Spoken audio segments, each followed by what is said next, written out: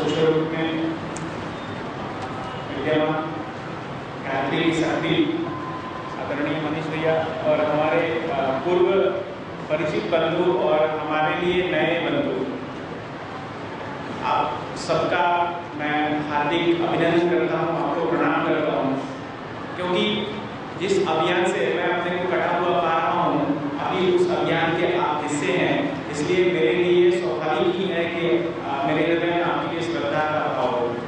मुझे याद है कि 2002 में 2001 में हम लोग यही कार्यक्रम करते थे इस तरह से, और मुझे लगता है 20-25-30 लोग होते थे, क्योंकि ऐसा ही होता मेरे ख्याल में 25 लोग होते थे। लेकिन 25 लोग होते थे, इसका ये मतलब नहीं था कि हम 25 ही थे। 25 में हम सबकी भावना, जो ऋग्वेद का एक छंद है, संग छंदों समबलध्वं सममनांसि जानताम, उसको हम लोग चरितार्थ कर रहे थे। इस साथ चलना, हम एक दूसरे की मनोवृत्ति को जाने, एक तरह की भाषा बोले, उस तरह का भावना था हमारे मन में। हम 25 नहीं थे, बल्कि 25,000 के मंतव्य के बराबर थे हम लोग। तो उस समय से ये अभियान शुरू हुआ और मुझे नहीं पता था कि अब सायंकालीन भी ये जो हमारा कार्यक्रम है वो सायंकालीन भी चलता है, और साथ में आप सबकी इतनी भीड़ है, इतनी बड़ी भीड़ है। मुझे आशा होगा कि आप सभी भावनात्मक रूप से जो हमारा प्रज्ञा युवा प्रकोष्ठ है उससे जुड़े लोग होंगे।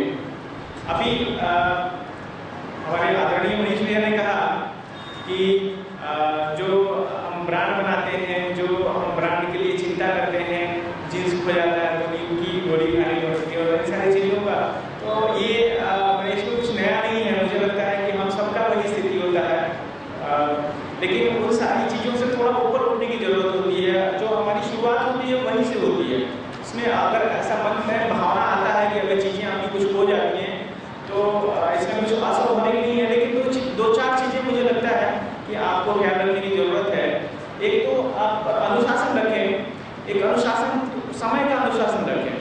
समय का अनुशासन में ये कि जैसे हम लोग जो यहाँ कुछ कार्यक्रम कराते हैं या बाल संस्कार शाला चलाते हैं या कुछ और कार्यक्रम होता है, उसमें जो हमारा समय खत्म होता है या समय उसमें हम जो निवेश करते हैं उसको देखें, उससे तुलना करें कि हम गपशप करते हैं, कोई पॉलिटिकल कम कर लेते हैं, बहस कर लेते हैं, मोदी जी है, फलाना जी है, ढेकाना जी है, उसमें हम अपना समय बर्बाद करते हैं।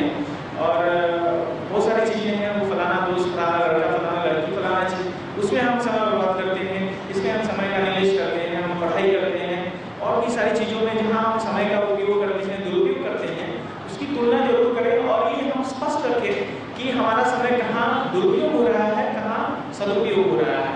स्वार्थ को थोड़ा कम करना होता है। स्वाभाविक रूप से मनुष्य स्वार्थी होता है, उसको हर जगह अपनी बातें सोचने आती है। स्व जो है, अहम जो है, वो बड़ा खतरनाक चीज़ होता है, वो सही रास्ते से आपको हमेशा भटकाएगा।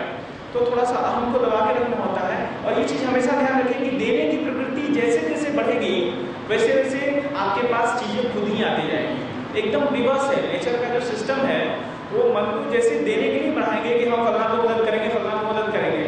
मैं अपनी बात बता रहा हूँ, मेरा अपना अनुभव है, आप सबका अनुभव थोड़ा अलग अलग हो सकता है। ये नहीं कहता हूँ कि मेरा जो अनुभव है वही आपका अनुभव होना चाहिए, लेकिन जैसे जैसे आप देने की प्रवृत्ति बढ़ाएंगे कि मैं थोड़ा सा और ऊपर हो जाऊँ तो इसे मदद कर सकता हूँ, इसे मदद कर सकता हूँ, गाँव को मदद कर सकता हूँ, समाज को मदद कर सकता हूँ, छात्रों को मदद कर सकता हूँ, निर्धन छात्र हमारे हैं, जो हमारा बाल संस्कार शाला है, ये सारी चीज़ें, सारे लोगों की मदद कर सकते। जैसे ये भावना आप में प्रबल हो जाएगी ना, तो मुझे लगता है कि धीरे धीरे करके जो जो अंतर्दृश्य शक्ति है, जिसे हम बोलते हैं महाकाल की शक्ति है, वो आपके पीछे काम करना शुरू कर देती है और आपको मदद मिलता है। मैं अपनी बात बता रहा हूँ कि मैं जो सपने में भी नहीं सोचा था वो घूम फिर के और मेरे पास आ जाता है। ये मेरा अपना अनुभव है कि मैं नहीं जानता था कि मैं ये साथ हो जाए, मेरे साथ ये होगा, लेकिन वो पता नहीं कौन सी शक्ति आती है और फिर घूम फिर के कहती नहीं तुम ही हो, तुम ही चलो आगे, तुम्हारे पास ये रिस्पॉन्सिबिलिटी, बड़े बड़े दायित्व हैं। मैं अभी जो जमशेदपुर जिस पोस्टिंग पे हूँ, 2 साल पहले जो पोस्टिंग हुई थी मेरी, वो जो 5 साल पहले 5 साल जो लोग काम कर लेते हैं उनकी पोस्टिंग होती है।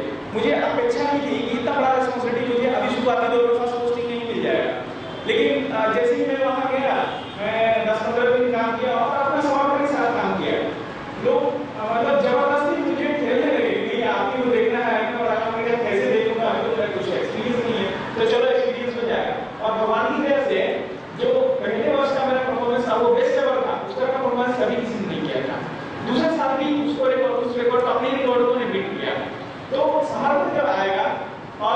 जैसे मदद करने की भावना आएगी ना, पूरी शक्ति आपको मदद करने की। पढ़ाई में भी अनुशासन रखें। एक काम जरूर करें, डायरी लिख रखें। रात को सोते समय ये जरूर लिखें कि आज जो हम समय जो हमने बर्बाद किया, क्या क्या समय बर्बाद किया था और किसको अवॉइड कर सकते थे, किस समय को हम अवॉइड कर सकते थे और किसको मैंने बर्बाद किया। बस इतना ही लिखिए, धीरे धीरे अनुशासन आ जाएगा। इसके लिए मैंने हठ योग करने की जरूरत नहीं है। हठ योग से बहुत कुछ मैंने सांसारिक जीवन में आदमी को कुछ मिलता नहीं है, सांसारिक जीवन में कुछ नहीं मिलता। तो इन सारी चीजों को करें। और जैसा कि भैया बताते हैं कि भैया क्या बताते हैं, मतलब हमारे ऋषि मुनियों ने इस चीज को गायत्री की गाथा को गाया है और आप प्रत्यक्ष भी अनुभव करते होंगे। मन में शांति मिलती है, ये तो बड़ा अटपटा सा लगता है। शांति मिलती है तो ठीक है, शांति के साथ शांति की ऊर्जा भी मिलनी चाहिए ताकि आप दुगुनी शक्ति के साथ अपने लक्ष्य की प्राप्ति में लग जाएं। तो वो शांति वो ठीक है, लेकिन वो शांति मिलती है कि बड़ा अच्छा आराम, रिलैक्स लगता है और थोड़ा सा नींद भी बढ़िया आता है और एकदम खुशनुमा माहौल रहता है दिन भर। ये अगर शांति मिली तो गलत है, ऐसा शांति नहीं होना चाहिए।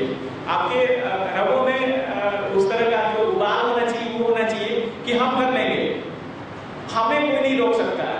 अगर सही लक्ष्य है आपका तो आप में इतना आत्मबल होना चाहिए, आप में इतनी दृढ़ निश्चय भाव होना चाहिए कि आप उस समय मैंने अपने मन को तो कम से कम एश्योर करने की इसमें तो कोई मुझे रोक नहीं सकता, मैं कर दूंगा।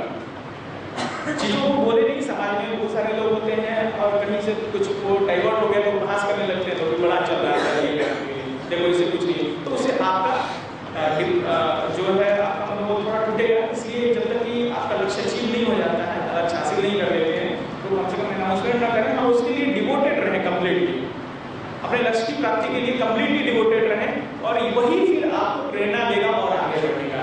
विशेष मनीष भैया आपको रोज बताते रहते हैं, मैं उन्हीं की चीज़ों को सुनी हुई चीज़ों को आपके सामने बता रहा हूँ, थोड़ा बहुत आपका एक्सपीरियंस है। बाकी मुझे पूरा विश्वास है कि आप यहाँ एक बहुत बड़ी आध्यात्मिक शक्ति के साथ जुड़े हुए हैं। जुड़े रहिए, अपना विकास कीजिए, समाज का विकास कीजिए। हमारे समाज में बहुत से लोग पिछड़े हुए हैं, हर तरह से पिछड़े हुए हैं, उनके प्रति एक सहानुभूति का भाव हमेशा रखें और ये सोचते रहें कि हम उनके लिए क्या कर सकते हैं, हम उनके लिए क्या कर सकते हैं और उनके लिए और करने के लिए हमको अपने को कितना मजबूत बनाना पड़ेगा। ये दो चीजें हमेशा ध्यान रखें कि और हम मजबूत बने और थोड़ा हम अपना पावरफुल बने, सामाजिक रूप से पावरफुल बने, कुछ अच्छा पोस्ट ले लें, कुछ अच्छी पढ़ाई करें ताकि जो जिन लोगों की हम मदद करना चाहते हैं और हम अच्छे तरीके से मदद कर सकें। विशेष व्यक्तिगत रूप से हम लोग मिलते रहेंगे, हमारा अपना संबंध बना रहेगा इस पोस्ट से। मैं फिर से धन्यवाद देता हूँ कि मुझे आप लोगों से इंटरेक्शन करने का मौका मिला। आगे भी हम आप लोगों से मिलते रहेंगे। धन्यवाद।